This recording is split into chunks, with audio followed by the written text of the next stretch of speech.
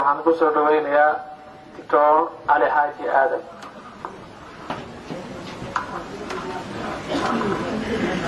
بسم الله الرحمن الرحيم. الحمد لله رب العالمين وبه نستعين على أمور الدنيا والدين وصلى الله على نبينا محمد وعلى آله وصحبه أجمعين وبعد. أولا إلهي آيات هكذا دوحا مهد اسكاله maamulka islaamiga ah ee wilaayada Al-Ali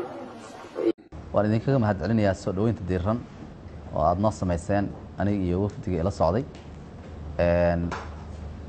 runtii aniga oo maaragtay dhamaanteen musharaxiin badan xildoon ah ayaa ka baxnay magaalada Muqdisho waxaan soo laabanay iyadoo aniga li soo doortay xildhibaan ayaan soo laabtay inkastoo farxadeyda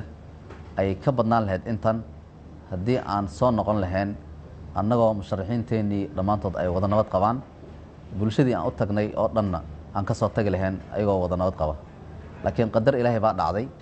oo dad qaali ah ayaan soo waynay intii Allah doorashada beledweyne aan joognay walaasheen Aamina Maxamed Cabdi Allah u naxariisto dadkii kale oo qiimaha badnaa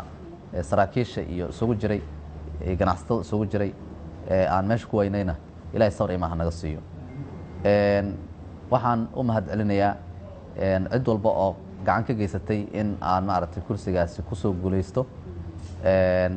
si gaar ah waxaan ugu mahadcelinayaa madaxweyne Cali Guudlaaw Xuseen iyo sidoo kale gudoomiyaha baarlamaanka Ustaad Cabdixakiin Luqmaan waxa kale oo u mahadcelinayaa raggii ugu cuslaa reerka ila tartamayay oo markii dambe gartay inay aniga dhisaan